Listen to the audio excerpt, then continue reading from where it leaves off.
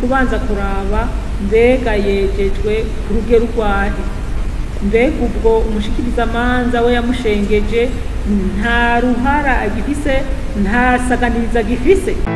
Mbega burya iyo umuntu apfunzwe akezwa na sentare kugira arekugwe hategeza kubitohoza ry'ingene icuka cifashe mu muryango w'iwabo, canke iryo tohoza rice rikorwa nande ico gihe, canke rimara ikiringo kingana iki kugira ngo rikogwe.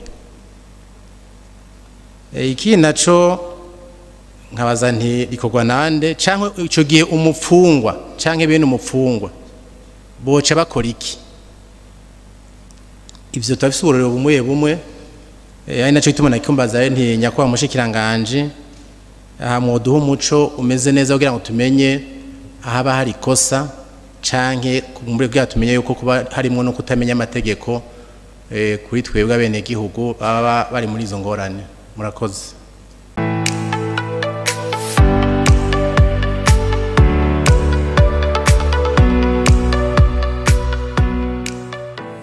Ikibazo ciwanje hariho abubahwa bameze nk'abagica kwisonga mugabo nagira ngo ndagitomore neza uko kimeze. Tuko turavuga bijanye n'ubuyobozi bukuru bw'amabohero.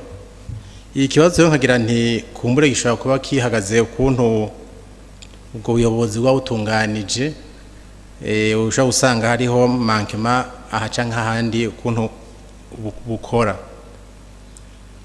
Ikibazo rero ni kijanye n'aba bafungwa baba bari muri aya mabohero.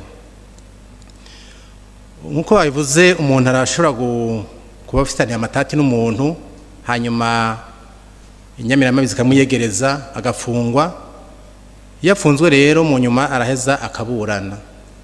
Iyo aburanye ashaka gutsinda cyangwa agatsindwa mugabo akunguruza gushika yaho yezwa n'ubutungane. Hanyuma amaze kwezwa n'ubutungane ugasanga ndetse ntiyungururijwe urubanza kumbure Ministère Public ntiyamwungururije canke abandi. Ico gihe tukibaza tuti abageze rero ko yoca ari kugwa agataha.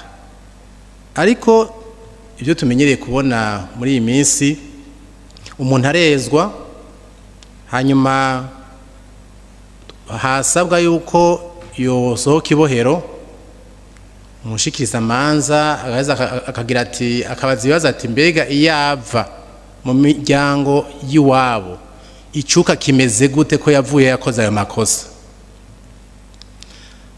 Ico gihe rero ikibazo je mfise kuri ico kibazo, mbega burya iyo umuntu apfunzwe akezwa na sentare kugira arekugwe hategeza kubitohoza ry'ingene icuka cifashe mu muryango w'iwabo, canke iryo tohoza rice rikorwa nande ico gihe, canke rimara ikiringo kingana iki kugira ngo rikogwe.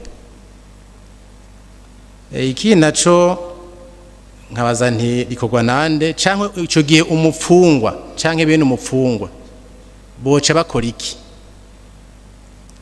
Ivyo tafise uburero bumwe ari naco gituma nakikumbaza nti nyakwa mushikiranganje mwoduha umuco umeze neza kugira ngo tumenye ahaba hari kosa canke muri bwa tumenye yuko kuba harimo no kutamenya amategeko kuri twebwe abene gihugu baba bari muri izo ngorane. Murakoze. Cyambere nobanza kuvuga muri rusangi mbega n'iryari bavuga ko umuntu yejejwe. Ibiri muri aba bakurikiranwa kw'ivyaha mwebwe bubahwa mu serukira bene gihugu mukwiye kumenya nuko ukurikiranwa kw'icaha iyo n'iryari tuvuga ko igihano cabaye ntabanduka, ingingo yafashwe na sentare yabaye ntabanduka, nk'umuntu yejejwe koko niyo yamaze intambwe zose z'ubutungane zamaze guhera hakaba urubanza ntabanduka, rumwe mu gifaransa bita le jugement ou décision judiciaire coulé en force de choses jugées. Si urubanza rugiciwe na sentare ya mbere hama umuntu yeze akaca agenda araririmba ahantu hose ngo narejejwe na sentare ngo none ngo ntibariko barandekura mugabo akurikiranwa ku caha gikomeye cyane. Birashoboka yuko imbere ya sentare haba habaye tuvuge présomption d'innocence tuyikoreyeko abacamanza bakapresiya nabi, ariko uwamukurikiranye agifise afise ibintu vyemeza ati uwo muntu naho sentare ya mbere yamurekuye je ndunguruza. Iyo rero yunguruje ugasanga uwo muntu yarekuwe akaguma abwira amakungu ko yejejwe na sentare mugabo imanza ntizirahera. Nivyo rero usanga ubu abantu baguma bavuga, ugasanga no ku marezo sosiyo bashizeko mugabo umuntu yicara ubishaka akaza akerekwa ngene ibintu bimeze, ugasanga ivyo biriko biravugwa sivyo. Ibintu nuko bimeze, kenshi bavuga ngo barejejwe na sentare, ariko umushikirizamanza nawe yagize yunguruje kandi hariho ingingo z'amategeko zibivuga neza. Aho rero niho usanga haba